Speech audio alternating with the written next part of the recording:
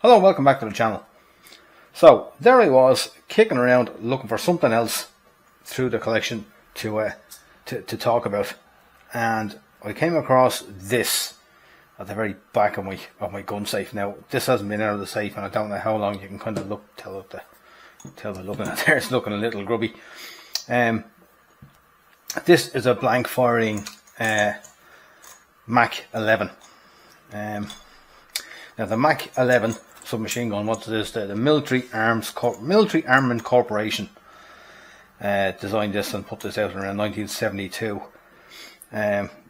trying desperately for military contracts. Now this is probably the best example of, because you can, it doesn't mean that you should.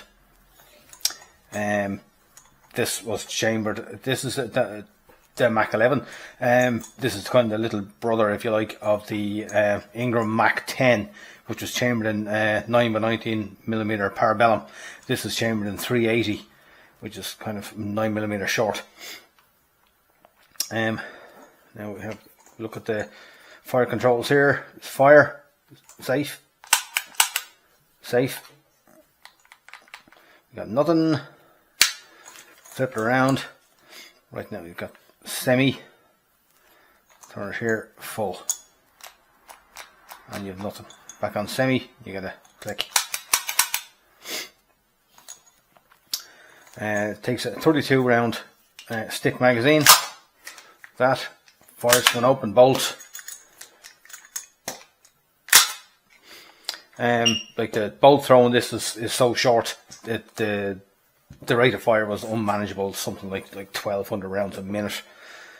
Just absolutely ridiculous rate of fire. So much so it was actually useless. The way you deploy the stock, like so, you kind of squeeze in like that, and deploy the stock. The D10s come into those little holes there, and this button on the bottom, and deploy your stock like so. Comes this suppressor. Now this is a blank fire, so the suppressor is just for aesthetics. It doesn't suppress anything. Blank fires that don't make loud bangs aren't any use to anyone. So the suppressor is well, it's there for looks only. It doesn't silence anything or suppress anything. It's still pretty loud.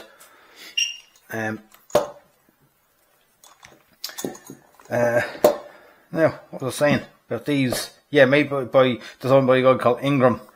Ingram designed the MAC10 as well, and this made by the Military Armament Corporation, as I mentioned. Didn't succeed in winning any significant military contracts. I think Yugoslavia, when it was Yugoslavia, were the largest purchaser of these. I think they bought 500. When it comes to military contracts, 500 is well, it's not a lot. They normally run to orders for tens of thousands to make something worthwhile. They were sold on the civilian market as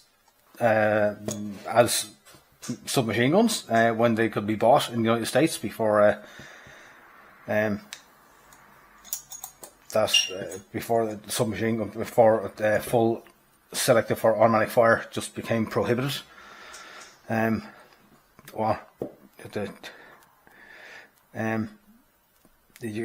a tax stamp, you could buy a fully automatic firearm.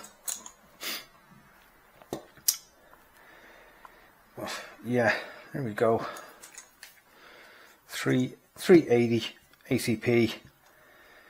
Very light, very handy, but really kind of useless.